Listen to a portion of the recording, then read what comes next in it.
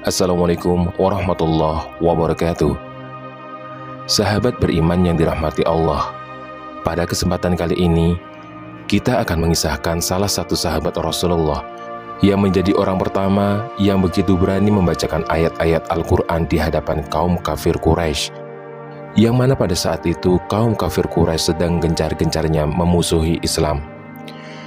Ia adalah Abdullah bin Mas'ud, sahabat Nabi yang pemberani dan begitu senang dengan ilmu Al-Quran. Beliau adalah orang yang membunuh Abu Jahal pada pertempuran di Perang Badar. Abdullah bin Mas'ud atau sering dikenal dengan nama Ibnu Mas'ud lahir di Mekah. Beliau adalah anak seorang budak wanita dari keluarga yang kecil. Secara fisik memang memiliki banyak kekurangan. Beliau memiliki tubuh yang kurus, kecil dan pendek. Bahkan pernah ketika Rasulullah SAW meminta Abdullah bin Mas'ud memetikkan buah kurma, terlihatlah betis Abdullah bin Mas'ud yang sangat kecil, seperti tidak memiliki daging pada kakinya. Maka sahabat lainnya pun tertawa ketika melihat hal itu. Melihat para sahabat yang mentertawakan fisik Abdullah bin Mas'ud, Rasulullah kemudian berkata pada para sahabat itu, "Apakah kalian mentertawakan betisnya Abdullah bin Mas'ud? Padahal betisnya Abdullah bin Mas'ud itu di sisi Allah lebih berat daripada gunung Uhud." Maka sejak itu para sahabat tidak pernah mentertawakan fisik Abdullah bin Mas'ud. Meskipun Abdullah bin Mas'ud hanya seorang anak budak, namun seiring berkembangnya agama Islam, Abdullah bin Mas'ud akhirnya dicatat sejarah sebagai seorang yang gemilang di bidang ilmu Al-Quran. Awalnya, Abdullah bin Mas'ud hanya bekerja sebagai pengembala kambing milik seorang tokoh bernama Uqbah bin Abu Mu'aid, tokoh Quraisy yang sangat memusuhi Nabi Muhammad SAW. Dan di saat kota Mekah sedang bergejolak dengan ajaran Islam yang dibawa Rasulullah SAW, kala itu ajaran Islam oleh kaum kafir Quraisy dianggap mengganggu kestabilan dan keharmonisan kehidupan masyarakat kota Mekah saat itu. Dan pada hal tersebut, Abdullah bin Mas'ud tak mau ambil pusing. Abdullah bin Mas'ud lebih memilih untuk tetap fokus pada pekerjaannya, untuk mengembalakan kambing-kambing milik tuannya. Ada satu kisah yang cukup menarik ketika ia sedang mengembalakan ternaknya tersebut. Suatu ketika, di tengah hari saat ia sedang mengembalakan kambing-kambingnya, Abdullah bin Mas'ud melihat dua orang yang datang dari kejauhan dan menghampirinya. Kedua orang itu terlihat begitu letih dan sangat kehausan. Lalu ditanyalah Abdullah bin Mas'ud oleh salah seorang dari pengembara tersebut, "Apakah engkau memiliki ternak yang susunya bisa diperah untuk diminum?" tanya salah seorang pengembara itu. Dengan jujur Abdullah bin Mas'ud mengatakan bahwa memang ada kambing yang bisa diperah susunya. Namun ia tak berani melakukan hal itu sebab kambing-kambing itu bukanlah miliknya. Padahal bisa saja Abdullah bin Mas'ud diam-diam memerah susu kambing gembalanya tersebut tanpa takut diketahui majikannya. Tapi ia tak mau melakukannya. Diam-diam, kedua orang tadi menyimpan kagum atas kejujuran sang pengembala kambing di depannya itu. Keduanya tak memaksa Abdullah bin Mas'ud agar memeraskan susu untuk mereka. Namun karena keadaan mereka sangat kehausan, salah seorang dari mereka pun kemudian meminjam anak kambing betina yang belum digauli pejantan, yang tentunya tidak mungkin mengeluarkan air susu. Nah, jika hanya meminjam anak kambing saja, Ibnu Mas'ud pun memenuhi permintaan orang tersebut, karena ia anggap hal itu tidak akan merugikan pemilik kambing yang ia gembalakan. Setelah Ibnu Mas'ud meminjamkan anak kambing betina yang diminta kedua pengembala tadi, Ibnu Mas'ud terkejut. Ajaibnya, setelah orang yang meminjam anak kambing betina tadi melafazkan suatu doa yang ucapannya tak dimengerti oleh Abdullah bin Mas'ud, seketika itu kantong susu kambing muda yang kurus menjadi dipenuhi susu hingga cukup untuk memuaskan dahaga dan lapar kedua pengembara tadi. Bahkan Abdullah bin Mas'ud juga menikmatinya sampai puas. Merasa takjub dengan tindakan orang itu, Abdullah bin Mas'ud meminta agar diajari ilmu yang dimiliki pengembara tersebut. Singkat cerita, dari peristiwa itu akhirnya Abdullah bin Mas'ud tahu bahwa dua orang yang meminjam anak kambing betina tadi adalah baginda Nabi Muhammad SAW dan sahabatnya Abu Bakar As-Siddiq radhiyallahu anhu. dan keduanya sedang melarikan diri dari kejaran kaum kafir Quraisy. Maka tak lama setelah pertemuannya dengan Rasulullah SAW dan Abu Bakar, kemudian Abdullah bin Mas'ud menyatakan diri memeluk Islam. Keislamannya di masa awal membuat ia tercatat sebagai as-sabiqunal awalun, yang berarti generasi awal yang memeluk Islam. Generasi awal yang memeluk Islam ini kebanyakan memang berasal dari kaum lemah dan miskin. Hal tersebutlah yang membuat sebagian besar para pembesar Quraisy memandang sebelah mata ajaran yang dibawa oleh Nabi Muhammad SAW.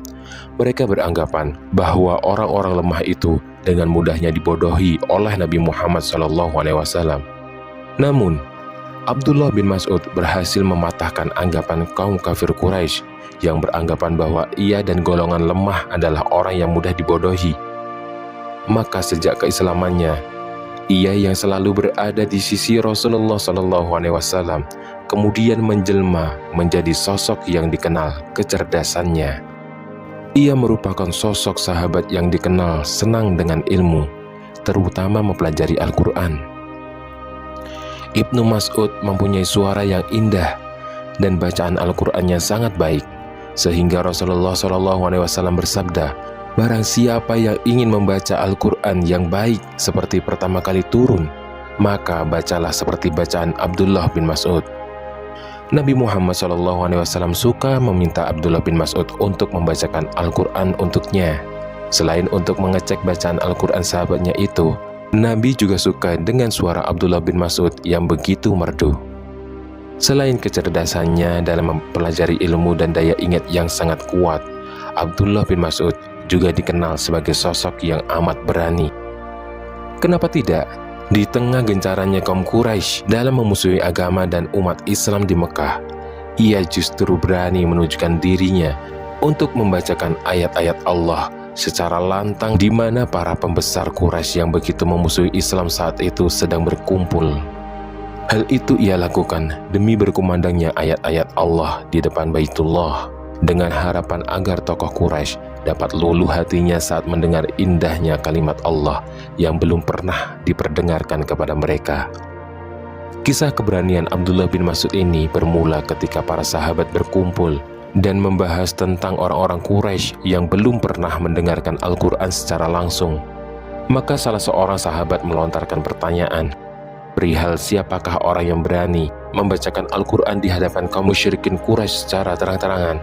Seketika itu juga Abdullah bin Mas'ud langsung menawarkan diri untuk membacakan Al-Quran di hadapan musuh-musuh Islam ini. Para sahabat lainnya awalnya tidak sepakat karena khawatir Abdullah bin Mas'ud akan dicelakai. Mereka ingin orang yang membacakan Al-Quran secara lantang, secara terang-terangan adalah sahabat yang keluarganya bisa melindunginya. Sedangkan Abdullah bin Mas'ud tidak memiliki keluarga seperti itu karena ia berasal dari keluarga miskin. Namun, Abdullah bin Mas'ud masih kukuh pada keinginan dan semangatnya untuk menjadi pembaca Al-Quran di hadapan kaum musyrikin Quraisy. Ia meyakinkan pada para sahabat bahwa Allah akan selalu melindunginya. Dengan keyakinannya tersebut, maka para sahabat lainnya akhirnya menyetujui permintaan Abdullah bin Mas'ud. Dan keesokan harinya, pada saat waktu duha, Abdullah bin Mas'ud datang ke makam Ibrahim. Pada saat itu, orang-orang musyrikin Quraisy tengah duduk-duduk di sekitaran Ka'bah. Di hadapan mereka, Abdullah bin Mas'ud langsung membacakan surat Ar-Rahman dengan suara merdu nan lantang. Beberapa orang pun terpesona ketika mendengarkan bacaan Al-Quran yang dibacakan oleh Abdullah bin Mas'ud. Betapa indahnya ayat-ayat itu. Akan tetapi, setelah mendengarkan beberapa ayat, orang-orang Quraisy mulai sadar perihal apa yang dibacakan Abdullah bin Mas'ud. Maka mereka pun kemudian mendatangi dan memukuli Abdullah bin Mas'ud. Usai kejadian itu, Abdullah bin Mas'ud mendatangi para sahabat dengan muka babak belur dan berdarah. Akan tetapi, ternyata Abdullah bin Mas'ud tidak merasa menyesal sama sekali.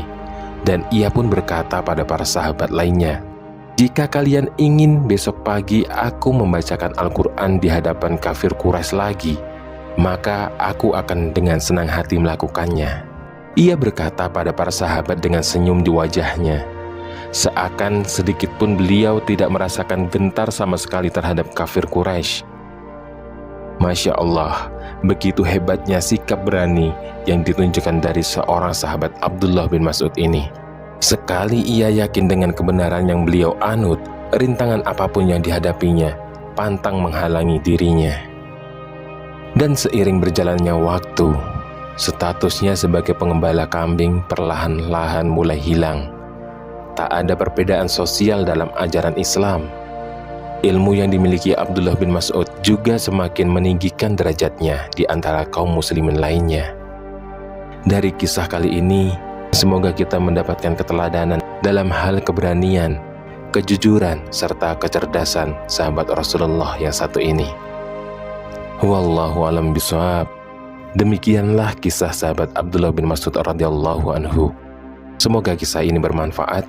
Assalamualaikum warahmatullahi wabarakatuh.